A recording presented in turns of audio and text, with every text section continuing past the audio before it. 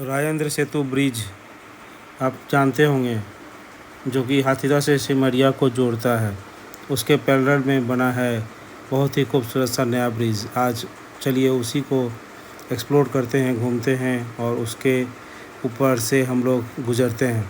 सिमरिया जो कि बेगूसराय में है और हाथीदह जो कि पटना ज़िला में है, दोनों को जोड़ते हुए एक नए पुल का निर्माण हुआ है, जिसके उद्घाटन की प्रतीक्षा बहुत दिनों से थी। अभी भी इसका उद्घाटन तो नहीं हुआ है, लेकिन ब्रिज शुरू हो गया है। बहुत ही मनोरम, बहुत ही खूबसूरत दृश्य आपको देखने को मिलेंगे। हम लोग अभी स्टार्ट कर रहे हैं अपनी जर्नी सिमरिया के तरफ से। आपको पता होगा कि इसी ब्रिज के पैरेलल में एक डबल डेकर ब्रिज है जिसका नाम है राजेंद्र सेतु, जिसमें नीचे रेलवे लाइन है और ऊपर में बस ट्रांसपोर्ट के लिए ब्रिज बना हुआ है, जिसका उद्घाटन उस समय के तत्कालीन प्रधानमंत्री जवाहरलाल नेहरू जी के द्वारा किया गया था 1959 में। और उसका फाउंडेशन स्टोन उस समय के प्रेसिडेंट डॉक्टर राजेंद्र प्रसाद ने 26 फरवरी 1956 को रखा था। तो लगभग 3 साल में वो ब्रिज बन के तैयार हुआ।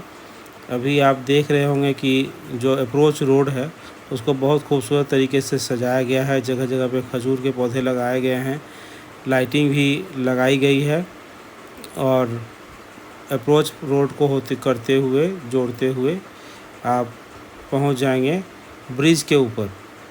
यदि आप ध्यान से देखें तो आपको दाहिने तरफ वो पुराना वाला राजेंद्र सेतु ब्रिज दिख रहा होगा, जो कि सिमरिया और हाथीदह को जोड़ती है। बेगूसराय ज़िला बिहार की औद्योगिक नगरी है, जहां बहुत सारी बड़ी बड़ी फैक्ट्रियां हैं, जैसे IOCL का रिफाइनरी है। अभी रिसेंटली आप देखे होंगे, यदि गए होंगे उधर से, तो जो थर्मल पावर, उसका भी एक्सटेंशन हुआ है और 2-2 यूनिट थर्मल पावर के वहाँ चल रहे हैं। साथ ही उर्वरक का कारखाना जो कि बहुत दिनों से बंद था, उसको भी रिवाइव किया गया है।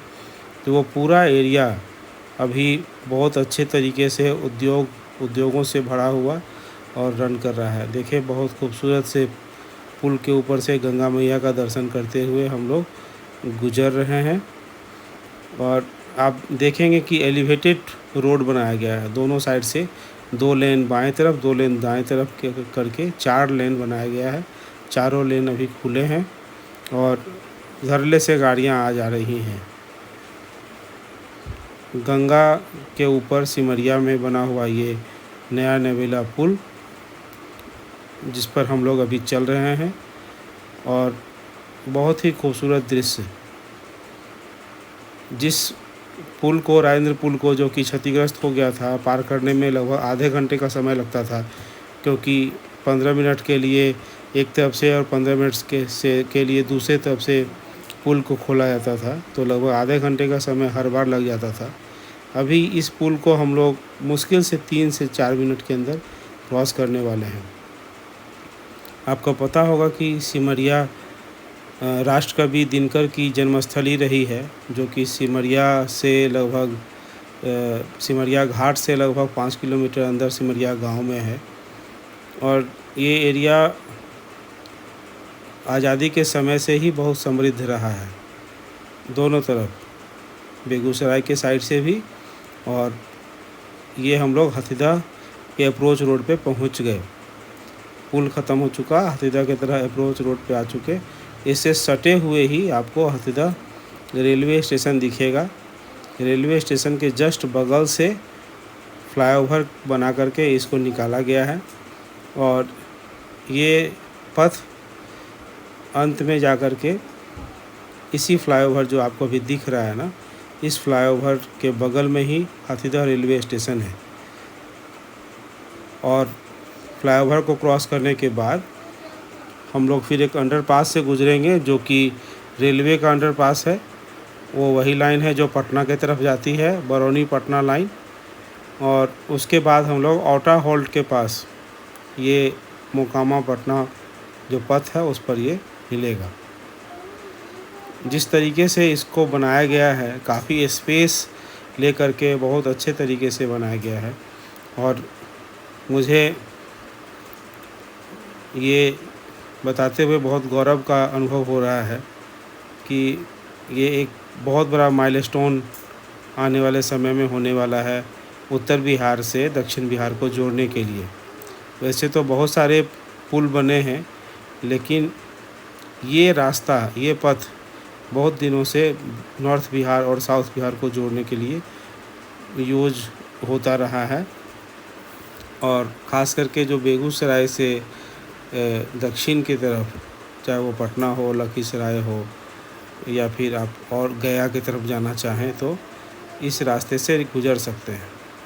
दरभंगा, समस्तीपुर सभी जगह के लोगों के लिए एक बहुत अच्छा अप्रोच रोड इस पुल के बन जाने से हुआ है। उद्घाटन अभी भी पेंडिंग है। पूरा जर्नी बहुत ही मनोरम रहा। और आप देख रहे होंगे जिस तरह से खजूर के पौधे सिमरिया की तरफ लगाए गए थे, उसी तरह से सेम खजूर के पौधे हाथीदह की तरफ से भी लगाए गए हैं। अभी हम लोग मोकामा के टाल के एरिया से गुज़र रहे हैं। वो टाल का एरिया जो कि बहुत ही उपजाऊ है और यहाँ चना की खेती बहुत ज़्यादा होती है। आप देखते होंगे बहुत दूर तक आपको खेत ही नज़र आ रहा होगा। वर्ष के कुछ समय यहाँ पे पानी लगा रहता है, बस शेष समय यहाँ पर चना की खेती बहुत अच्छे ढंग से होती है। और ये बहुत ही समृद्ध है खेती के लिए, क्योंकि जो गंगा प्लेन का एरिया है और गंगा प्लेन होने के चलते ये मिट्टी बहुत उपजाऊ है। उसी बीच से होते हुए ये सड़क गुज़र रही है और हम लोग इस तरीके से धीरे धीरे करते हुए पटना वाले मेन रोड की तरफ निकल रहे हैं। अभी तक इस पे कोई टोल नहीं है। आने वाले समय में इस पे टोल होगा या नहीं, ये नहीं बता पाऊँगा, लेकिन अभी ये टोल नहीं है। इस पे उद्घाटन अभी हुआ भी नहीं है तो टोल नहीं लग रहा है। अब इस रोड को से होते हुए हम लोग हाथीदह स्टेशन फिर से लौट के आ रहे थे। लगभग 5 से 6 किलोमीटर की दूरी अतिरिक्त पड़ रही है। जब आप इस नए पुल से गुजरेंगे और इससे होते हुए फिर आप हाथीदह स्टेशन से यदि ट्रेन पकड़ना चाहें तो लगभग 5 से 6 किलोमीटर आपको एक्स्ट्रा चलना पड़ेगा। अब ये अप्रोच रोड ख़त्म होने को है। हम लोग बहुत जल्दी ही पटना रोड के पास पहुंचेंगे।